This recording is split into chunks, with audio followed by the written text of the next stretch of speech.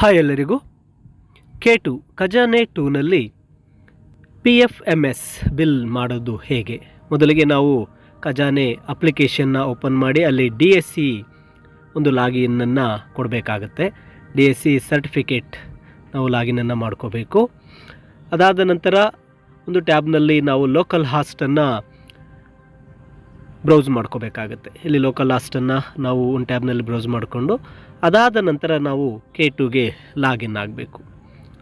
ಇಲ್ಲಿ login ID KJ ID ಕೊಟ್ಟು K2ಗೆ login ಆದ ನಂತರ ಮೊದಲಿಗೆ PFMS ಬಿಲ್ ಮಾಡೋದಕ್ಕೆ ಕೇಸ್ ವರ್ಕರ್ ಲಾಗಿನ್ನಲ್ಲಿ ನಾವು ಕೇಸ್ ವರ್ಕರ್ ರೋಲ್ ಮ್ಯಾಪ್ನಲ್ಲಿ ಹೋಗಬೇಕಾಗತ್ತೆ. ಕೇಸ್ ವರ್ಕರ್ ರೋಲ್ ಮ್ಯಾಪ್ನಲ್ಲಿ ಯಾವುದೇ ಬಿಲ್ಲನ್ನು ನಾವು ಮೊದಲು ಸ್ಟಾರ್ಟ್ ಮಾಡಬೇಕಾಗತ್ತೆ. ಇಲ್ಲಿ ನಾವು ಮಾಡಲು ಹೊರಟಿರ್ತಕ್ಕಂಥದ್ದು PFMS ಬಿಲ್.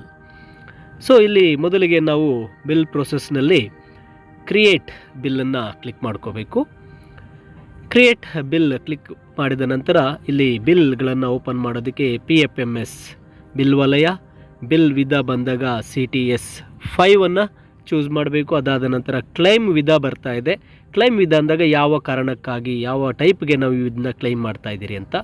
ನಾನಿಲ್ಲಿ ಇದನ್ನ ರಿನಿಮರೇಷನ್ ಮತ್ತು ಹಾನರಿಯಮ್ಮಲ್ಲಿ ನಾನು ಬಿಲ್ ಮಾಡ್ತಾ ಇದ್ದೇನೆ.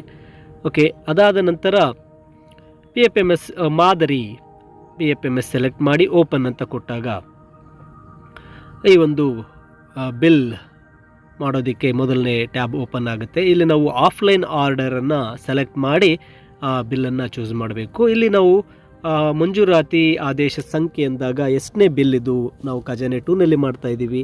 ಸೊ ಇದು 2ನೇ ಬಿಲ್ಲನ್ನು ಮಾಡ್ತಾ ಇರೋದ್ರಿಂದ ನಂಬರ್ 2 ಕೊಡ್ತಾ ಇದ್ದೇನೆ. ಮತ್ತು ದಿನಾಂಕವನ್ನು, ಯಾವತ್ತು ನಾವು ಇದನ್ನು ಬಿಲ್ ಮಾಡ್ತಾ ಇದ್ದೀವಿ ಆ ದಿನಾಂಕವನ್ನು ಚೂಸ್ ಮಾಡಬೇಕು. ನಂತರ ಓಪನನ್ನು ಕ್ಲಿಕ್ ಮಾಡಿ. ಓಪನನ್ನು ಕ್ಲಿಕ್ ಮಾಡಿದ ನಂತರ ಈ ಒಂದು PFMS ಬಿಲ್ ಹೆಡ್ ಅಕೌಂಟನ್ನು ಅಥವಾ ಹೆಡ್ಡನ್ನು ನಾವು ಇಲ್ಲಿ ಚೂಸ್ ಮಾಡ್ತಾ ಹೋಗಬೇಕಾಗತ್ತೆ.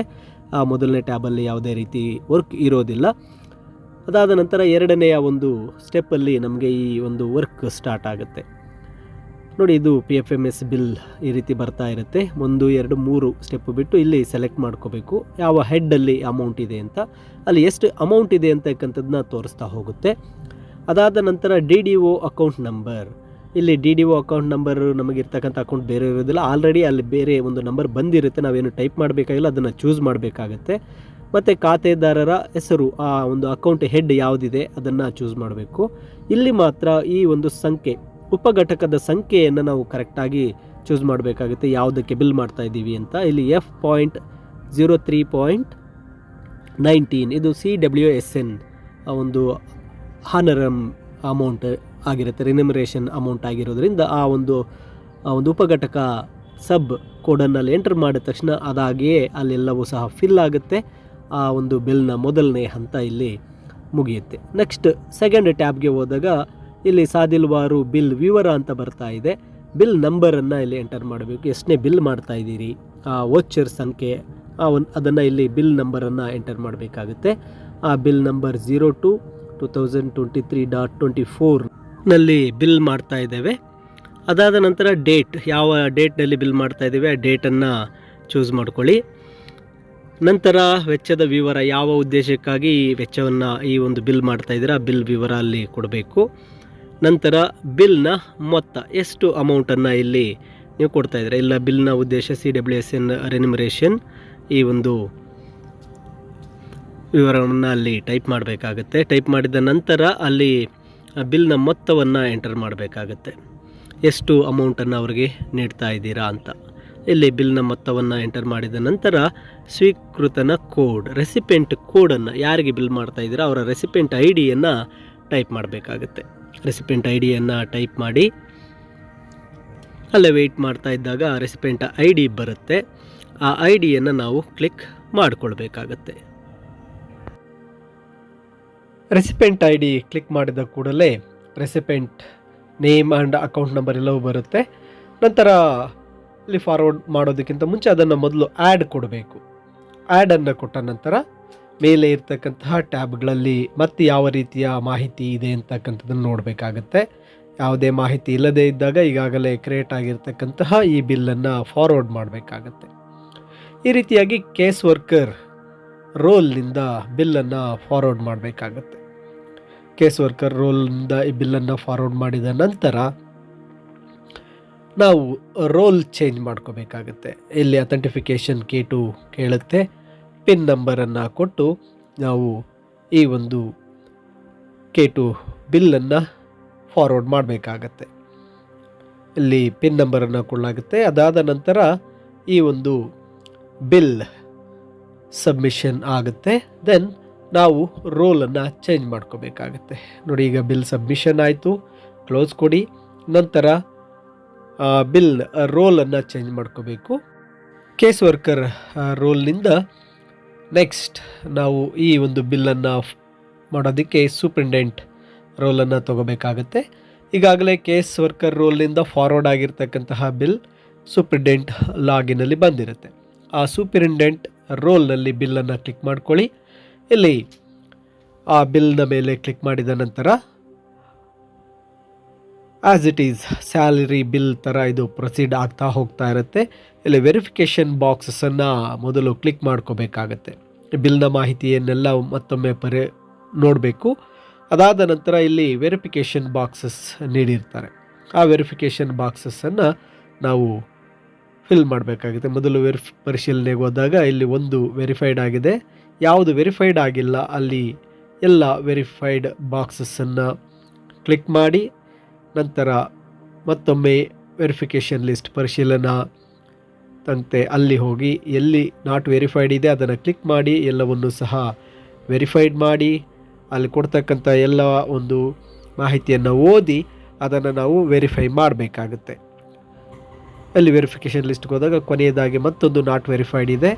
ಇಲ್ಲಿ ಆ ಒಂದು ಚೆಕ್ ಬಾಕ್ಸನ್ನು ಕ್ಲಿಕ್ ಮಾಡಿ ಮತ್ತೊಮ್ಮೆ ನಾವು ವೆರಿಫಿಕೇಷನ್ ಲಿಸ್ಟ್ಗೆ ಹೋಗಬೇಕಾಗತ್ತೆ. ಎಲ್ಲ ಚೆಕ್ ಬಾಕ್ಸ್ಗಳನ್ನು ಕ್ಲಿಕ್ ಮಾಡಬೇಕು, ಎಲ್ಲವನ್ನು ಸಹ ಚೆಕ್ ಮಾಡಿ ಅದಾದ ನಂತರ ಮತ್ತೊಮ್ಮೆ ಪರಿಶೀಲನೆ ಪಟ್ಟಿಗೆ ಬಂದಾಗ ಎಲ್ಲವೂ ವೆರಿಫೈಡ್ ಆಗಿದೆ. ಸೊ ಇದನ್ನು ನಾವು ಫಾರ್ವರ್ಡ್ ಟು DDO, ಮೊದಲು ಕೇಸ್ ವರ್ಕರ್, ಅದಾದ ನಂತರ ಸೂಪ್ರಿಂಟೆಂಡೆಂಟ್, ನೆಕ್ಸ್ಟ್ ಪ್ರೋಸೆಸ್ DDOಗೆ. ಈಗ ನಾವು ಸೂಪ್ರಿಂಟೆಂಡೆಂಟ್ ರೋಲಲ್ಲಿ ಏನು ಪ್ರೋಸೆಸ್ಸನ್ನು ಮಾಡಿದ್ದೀವಿ ಸೇಮ್ ಅದೇ ಪ್ರೋಸೆಸ್ಸನ್ನು DDO ಒಂದು ರೋಲಲ್ಲೂ ಸಹ ಮಾಡಬೇಕಾಗತ್ತೆ. ನಂತರ DDO ರೋಲಿಂದ ಕೇಸ್ ವರ್ಕರ್ ರೋಲ್ಗೆ ಪ್ರಿಂಟಿಗೆ ಕಳಿಸ್ಕೊಡ್ಬೇಕಾಗತ್ತೆ. ಈಗ DDO ರೋಲ್ಗೆ ಆ ರೋಲನ್ನು ಚೇಂಜ್ ಮಾಡ್ಕೊಳ್ಳೋಣ. ಸೂಪರಿಂಟೆಂಡೆಂಟ್ ರೋಲ್ನಿಂದ DDO ರೋಲ್ಗೆ ರೋಲ್ ಚೇಂಜ್ ಮಾಡಿಕೊಂಡ ನಂತರ ಸೇಮ್ ಸೂಪರಿಂಟೆಂಡೆಂಟ್ ರೋಲ್ನಲ್ಲಿ ಯಾವ ರೀತಿಯ ಒಂದು ಪ್ರೋಸೆಸ್ಸನ್ನು ಮಾಡಿದ್ವಿ ಆ ಪ್ರೋಸೆಸ್ಸನ್ನು ಮತ್ತೊಮ್ಮೆ ಕಂಟಿನ್ಯೂ ಮಾಡಬೇಕಾಗುತ್ತೆ. ಬಿಲ್ಲನ್ನು ಕ್ಲಿಕ್ ಮಾಡಿ ಇಲ್ಲಿ ಪರಿಶೀಲನಾ ಪಟ್ಟಿ ಚೆಕ್ ಲಿಸ್ಟನ್ನು ಕ್ಲಿಕ್ ಮಾಡಿ ಯಾವ ಚೆಕ್ ಲಿಸ್ಟಲ್ಲಿ ನಾಟ್ ವೆರಿಫೈಡ್ ಬರ್ತಾ ಇದೆ ಆ ನಾಟ್ ವೆರಿಫೈಡನ್ನು ತಗೊಳ್ಳಿ. ಎಲ್ಲ ಚೆಕ್ ಬಾಕ್ಸನ್ನು ಕ್ಲಿಕ್ ಮಾಡ್ತಾ ಎಲ್ಲ ಒಂದು ನೋಡಿ ನಾಟ್ ವೆರಿಫೈಡ್ ಇದೆ ಅಲ್ಲಿ ಚೆಕ್ ಬಾಕ್ಸ್ಗಳನ್ನು ಕ್ಲಿಕ್ ಮಾಡ್ತಾ ಸೇಮ್ ನಮ್ಮ ಸೂಪ್ರಿಂಟೆಂಡೆಂಟ್ ಏನು ರೋಲ್ ಇದೆ ಆ ರೋಲ್ ಎಲ್ಲವೂ ಸಹ ಇಲ್ಲಿ ಕಂಟಿನ್ಯೂ ಮಾಡ್ತಾ ಹೋಗಬೇಕಾಗತ್ತೆ. ಎಲ್ಲವೂ ಕಂಟಿನ್ಯೂ ಆಗಿ ಆ ಒಂದು ಚೆಕ್ ಲಿಸ್ಟ್ನಲ್ಲಿ ಎಲ್ಲವೂ ಸಹ ವೆರಿಫೈಡ್ ಆದ ನಂತರ ನಾವು ಮತ್ತೊಮ್ಮೆ ಈ ಒಂದು ನೋಡಿ ಎಲ್ಲ ವೆರಿಫೈಡ್ ಆಗಿದೆ, forward to case worker to print. ಈಗ ಇದು ಕೇಸ್ ವರ್ಕರ್ ರೋಲ್ಗೆ ಬರುತ್ತೆ. ಕೇಸ್ ವರ್ಕರ್ ರೋಲ್ಗೆ ಬಂದಾಗ ನಾವು ಮತ್ತೊಮ್ಮೆ ಈ ಬಿಲ್ನ ಎಲ್ಲ ಪ್ರಿಂಟ್ಗಳನ್ನು ತೆಗಿಬೇಕಾಗತ್ತೆ. ಕೊನೆಯದಾಗಿ ಟಾಪ್ ಶೀಟನ್ನು ತೆಗಿತಕ್ಕಂಥದ್ದನ್ನು ಮರಿಬಾರ್ದು, ಟೋಕನ್ ಕ್ರಿಯೇಟ್ ಆಗಿರುತ್ತೆ.